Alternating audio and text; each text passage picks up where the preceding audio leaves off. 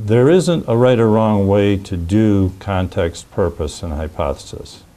There are better ways to do it, clearer ways to do it, ways that are more acceptable in a statistical setting.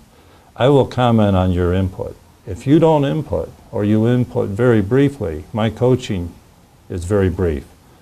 If you input and elaborate, I can become more of a coach to you. And I view myself on this part of the course as your consultant in helping you get a successful outcome learning project.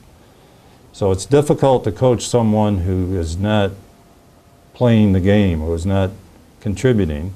It's much easier to comment and coach if you put down a good faith effort and expand on more than a few sentences for context, purpose, and hypothesis. I'll talk to you about that in more detail in a later session. Let's take a look now that we've got outcome learning project. Let's take a look at that Appendix A. I just put this template up. So under Appendix A, this is what your title page will look like in your outcome learning project. I would encourage you each week, you just start with this document, and each week rename the document as you add material to it.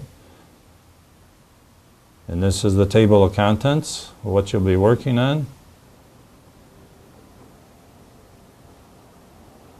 And then the first substantive input is your context, a description of the work environment and problem, the purpose of the study, the null and alternate hypothesis, and again we'll be having some more discussions on that and some more detail up on Moodle. In fact, what I've done is I've taken an exemplar of a paper from a previous course that is an example for you to look at of how the context is written, how the purpose is written, how the hypothesis is stated. And then in week 3, this would be week 1, you'd just be doing this highlighted area. Or excuse me, in week 2, the week 2 assignment. That'd be your first assignment in the outcome learning project. So you would complete this section, name your file, put it in the Dropbox, I'd comment on it, send it back to you. We can have a dialogue on it electronically or by phone to review it.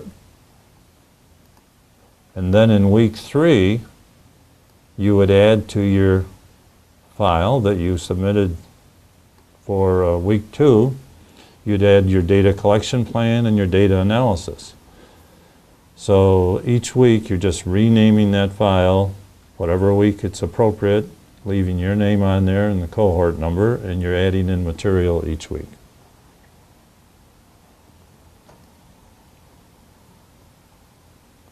In fact, in Appendix B, I pasted in, and that came out fairly reasonable, with a reasonable representation of the paper.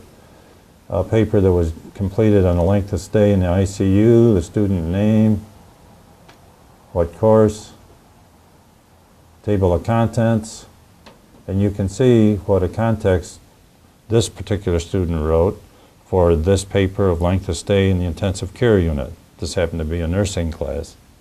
That gives you an idea that they're really laying out the general context of the problem. Not so much the problem itself, but just what's being done in the area and the work environment, why this problem is important. And this is fairly lengthy. Yours doesn't have to be as long, but it does need to be substantive to set up a good context. The purpose is fairly brief. Purpose of the study is to determine if patient diagnosis leads the same length of stay in the ICU. And then the hypothesis. We'll have more discussions on this, but this gives you a nice example of what the end product will be looking like.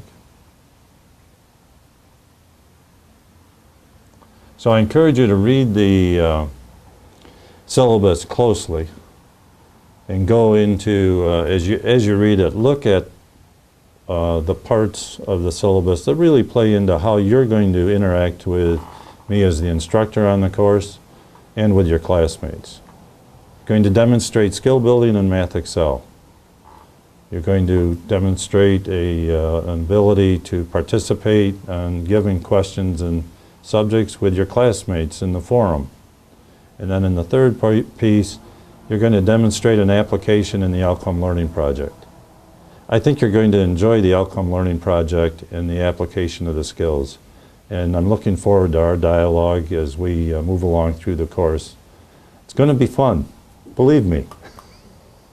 We'll see you soon, and we'll talk about Math Excel in another section.